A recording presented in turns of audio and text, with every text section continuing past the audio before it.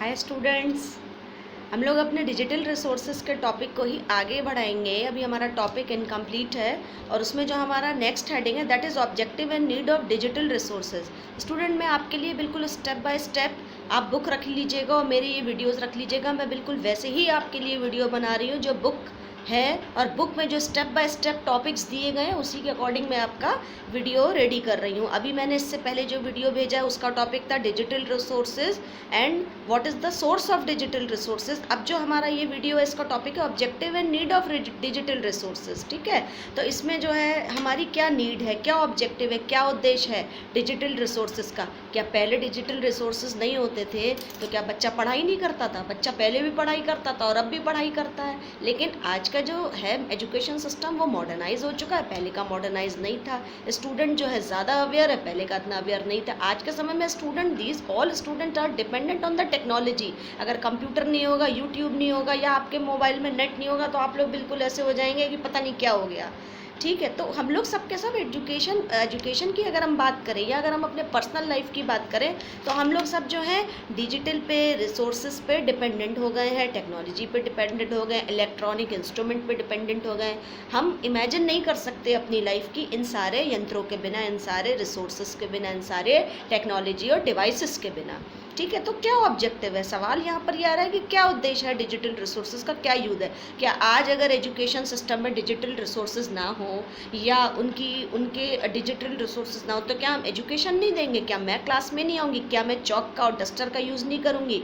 क्या मैं अपने टॉपिक को जो है डिजिटल रिसोर्सेज से ही समझा पाऊँगी? ऐसा नहीं है। मैं चौक और डस्टर के यूज़ से भी अपने टॉपिक को आप तक बहुत अच्छे से क्लियर कर पाऊँगी, लेकिन शायद आपको लगेगा कि मैं पुराना तरीका यूज़ कर रही हूँ। ठीक है, तो उसी तरीके से जब हमारे पास अपने समय को बचाने के तरीके हैं, जब हमारे पास अपने मनी को बचाने का तरीका, तो क्यों ना हम इन रिसोर्सेज का यूज़ करके we can save our time, we can save our money. तो इसमें हम लोग 4 टॉपिक हैं हम लोगों के, आप बुक भी अपने सामने रख लीजिएगा। इसमें पहला टॉपिक है हमारा समय, यानी कि time, you can save your time. ठीक है, डिजिटल रिसोर्सेज में कम समय में आप ज़्यादा काम कर सकते हैं, अच्छी तरीके से आपको समझ में आएगा, एक्सप्लेन अच्छे से होगा। अगर आप यूट्यूब खोलें, कोई भी टॉपिक डालें तो अच्छे से वो चीज़ें एक्सप्लेन हो पाएंगी। दूसरा है श्रम, यानी कि लेबर।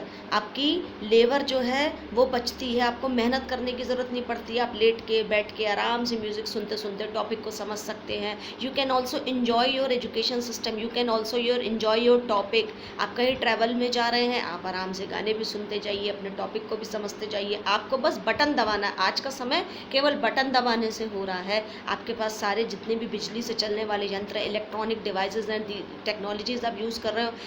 आप गीज़र का बटन ऑन करते, गर्म पानी आ जाता है। आपको खाना गर्म करना, आप माइक्रोवेव का बटन ऑन करिए, खाना गर्म होकर के आ जाता है। तो ये सारी चीज़ें जो है जिससे कम समय में आप ज़्यादा काम कर रहे हैं, क्योंकि क्या हमारे पास समय नहीं है। अगर हम एजुकेशन सिस्टम की बात करें, अगर एक फर्स्ट क्लास के बच्चे की बात करें तो वो भी टेक्नोलॉजी पे डिपेंडेंट है, because every woman is a working. आज के मदर के पास इतना टाइम ही नहीं है कि वो अपने बच्चों को जो है बहुत ज़्यादा समय दे सके। तो बच्चे जो हैं खुद से भी अपनी पढ़ाई कर सकते हैं इन डिजिटल रिसोर्सेज की हेल्प से, और अपने समय की बचत कर सकते हैं।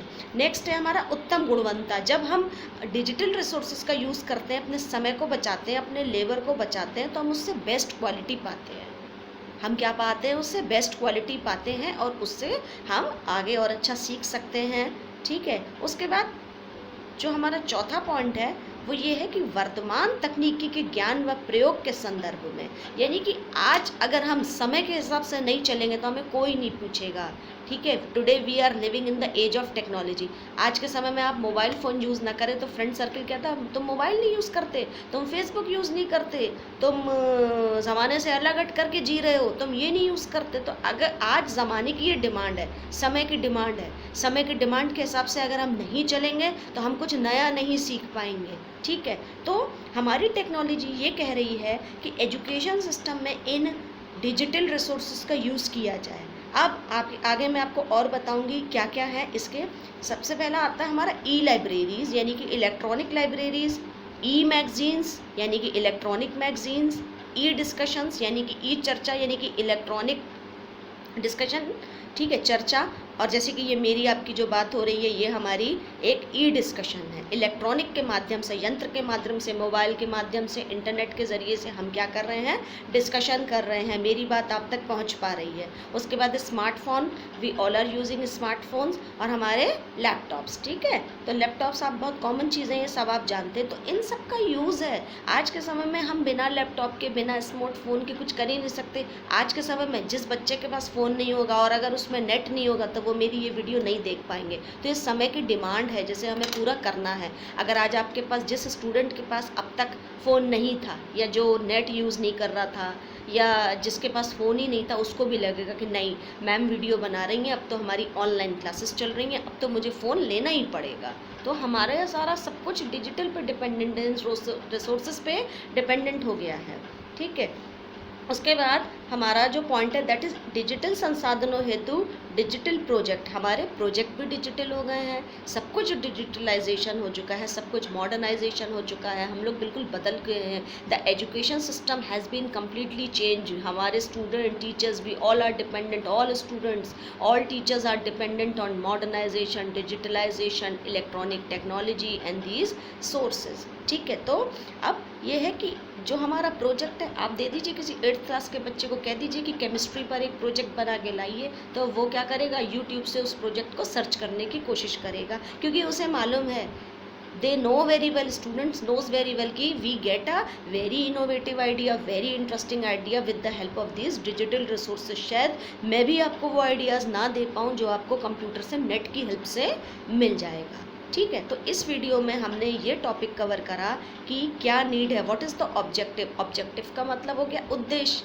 एंड नीड का मतलब हो गया आवश्यकता। क्या आवश्यकता है? आवश्यकता ये है कि हम अपने समय की बचत कर सकते हैं, अपने श्रम की बचत कर सकते हैं, और इन सब चीज़ों को बचत करके जब हमारा समय बचता है, जब हमारा श्रम बचता है, तो एक बेस्ट क्वालिटी निखर करके सामने आती है। ठीक है, जिससे कि हम अपने एजुकेशन सिस्टम को बहुत अच्छा बना सकते हैं, टाइम की बचत कर सकते हैं, समझा सकते हैं, और कुछ अलग कर सकते हैं, सामने वाले से कुछ अलग हट के कर सकते हैं। और जब हम सामने वाले से कुछ अलग हट करके करते हैं तो हमारा नाम होता है। ठीक है, देखिए, भीड़ में हम सब चलते हैं।